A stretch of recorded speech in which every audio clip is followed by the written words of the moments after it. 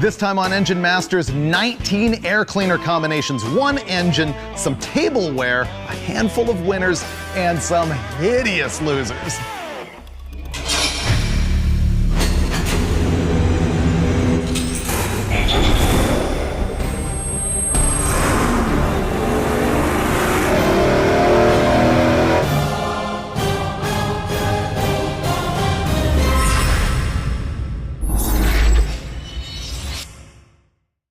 This is Engine Masters presented by AMSOIL, and I can't imagine a hot rodder anywhere who isn't in for some surprises on this episode, because what we're gonna do is take 19 different air cleaner combinations, some of them mainstream, some of them really wacky. We're gonna run them all on this engine, and at the end of the show, we will rank them in order from least to most powerful.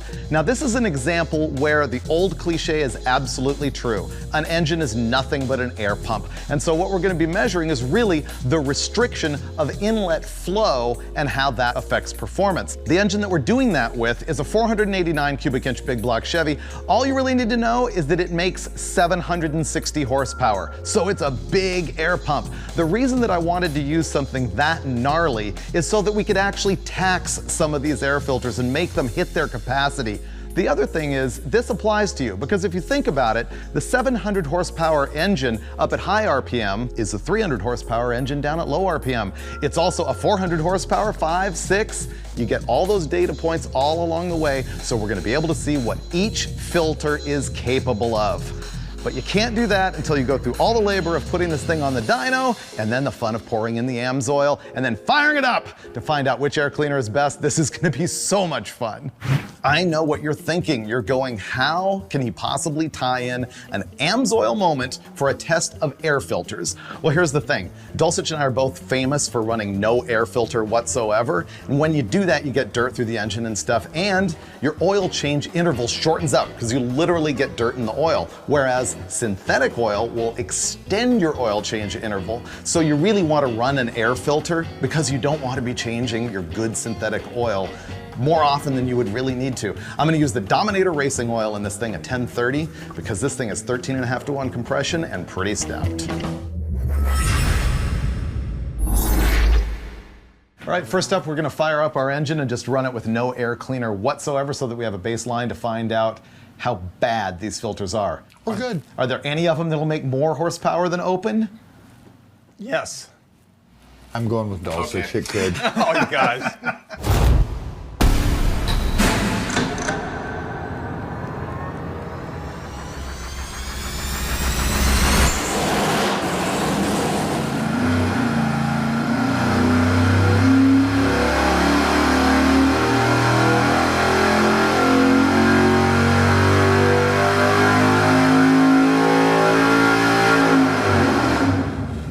Okay, so it looks like this thing's making exactly the numbers that we expected from when we were tuning it up, so this is a solid baseline. And it says 752 horsepower and 625.3 pound-feet of torque. Look at that torque curve, super flat. Wave tuning. It's got one torque peak, drops a little bit, and comes back into the next one. That means it's happy. Now we're gonna go in and throw all those air cleaners on. I think we're not gonna tune the carburetor with every air cleaner, no matter how restrictive it is. Unless you want to be here next week. Right, because not only is it gonna take forever, but I think it'll still show a comparative analysis of which one is bad, which one is good. But the question is, if it's restricting airflow, will it slow down the air through the carburetor and pull less fuel anyway? To a point, but at some point it's kind of like having the choke closed if it's exactly. it's bad enough. That's true. But the other thing that people need to understand about it, though, is it may get richer, and we may see less power than you would if you leaned it back out. But the filter is still garbage. It's still restricted. Right, so it's still giving us a comparative analysis of all the filters that we're running with. It's a bolt-on choke. Yeah. Yeah, I like that.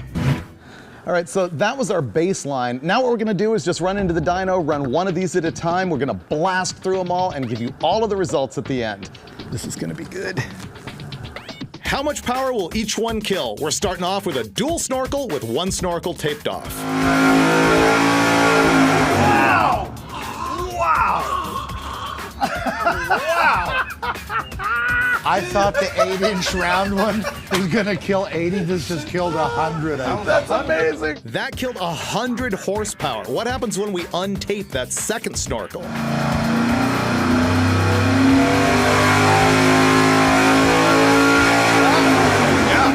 significant difference. That was 50 That's horsepower. pretty good. Not significant enough. Not enough. No, it's still absolute trash. It's still way better than a single snorkel, though. I'll give you that. You really have to let me flip the lid. Okay, go flip Every the lid. kid wants to flip the lid on their stock air All cleaner. right, go flip the lid. So we flipped the lid on the stocker, and then it was time to test the aftermarket air cleaners. I've always loved the look of these air cleaners. I know. They just look so cool. Really. Yeah. Now we're going 70s style with velocity stacks. We're gonna try them both open and filtered. It's got a foam filter with metal on both sides so it doesn't suck the foam in. That's restrictive. Can't see any daylight through it. Now we're gonna rip through some testing of a huge variety of standard round air cleaners, flat bases, drop bases, paper filters, K&Ns, and even those filtered lids. This is a flat base, so when you switch over to a drop base like this, it actually lowers the whole air cleaner on the carburetor, and that's going to provide more hood clearance.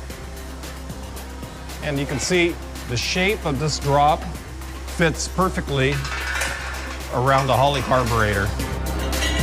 We saw some really interesting trends when we started using these K&N filtered lids, and so we used tape to isolate what was really working, the lid or the filter itself. After a day testing all of these different combinations, we decided to go to the salad bowl.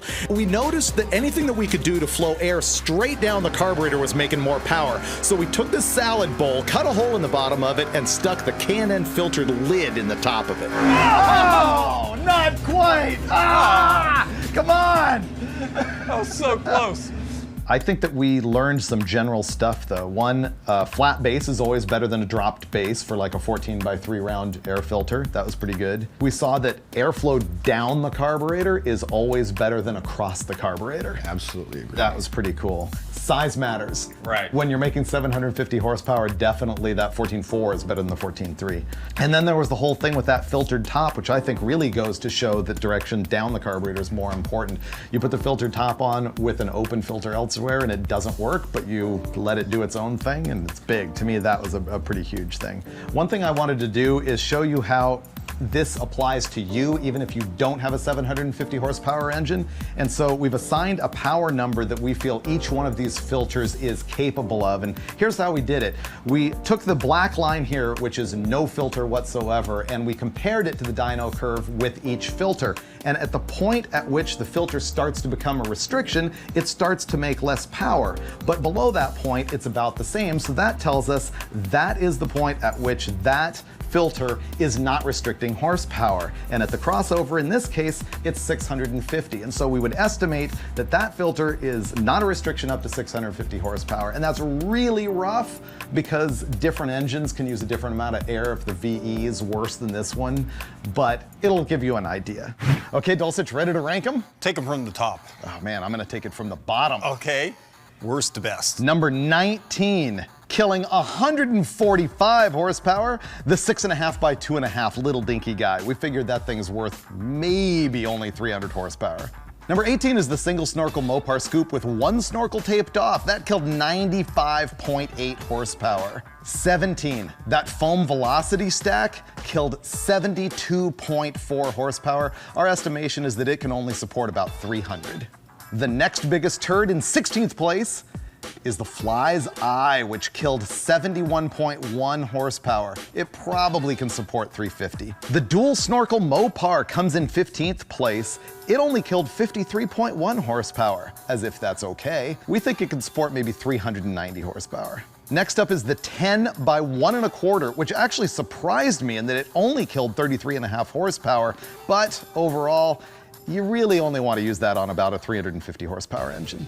Next is 13. This is the one that really taught us that the dropped base is always worse flowing than a flat base. But with the K&N filter and a filtered lid, this combo only killed 18.8 horsepower. But it's probably capable of 650. Next is the 14 by 3 with a K&N filter with a dropped base. It killed only 12.7 horsepower. Oh, we get to the Dulcich favorite, the Mopar dual snorkel with a flipped lid. Even with a paper element, this only killed 11.9 horsepower. That's pretty cool. Finally, we hit the top 10. In 10th place, The flat base 14x3 with a Fram paper filter killed 10.1 horsepower and can probably support 640. Number 9, the B&B high flow assembly with a big drop in it with a Can-N filter in it killed 8.9 horsepower. Number 8, a 14x3 round with a flat base, a Can-N filter, and the filtered lid killed 7.2 horsepower. But then in 7th place, when we put a solid lid on that same combination, it only killed 6.6. At this point, we're getting into the filters that really barely killed any power at all. They're all in the range of testing variants. They're all really good, but we're still gonna name winners. Number 6 was a mind blower. We taped off a 14x3 filter, and with the Can-N filtered lid on the top, only killed 3.5 horsepower. It was actually worse when we took the tape off. Number 5 is a flat base, a solid lid, and a taller 4-inch Can-N filter. It only killed 1.2 horsepower. In other words, nothing. Surprisingly, 4th place goes to the open combination. No air filter at all. That means the top 3 all made more power than an open filter, although only by a tiny, tiny bit. In 3rd place, the Can-N Velocity Stack added 0.9 horsepower. That's testing variants. What that tells you is it's just as good as no air filter at all.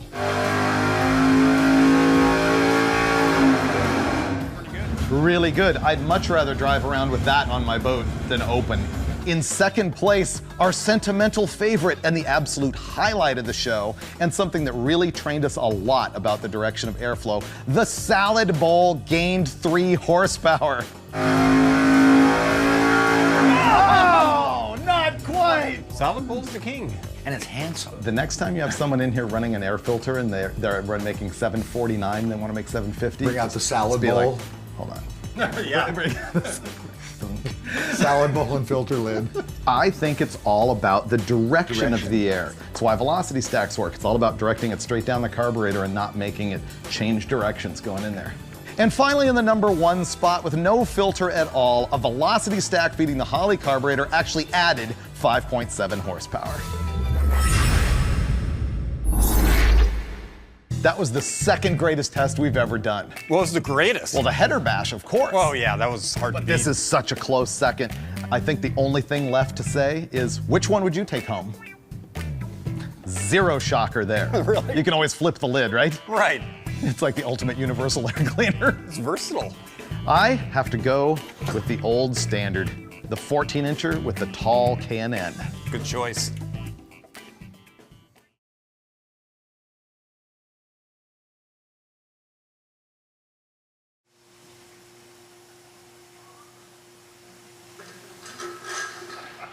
This move, right through the eye all the way to the stud.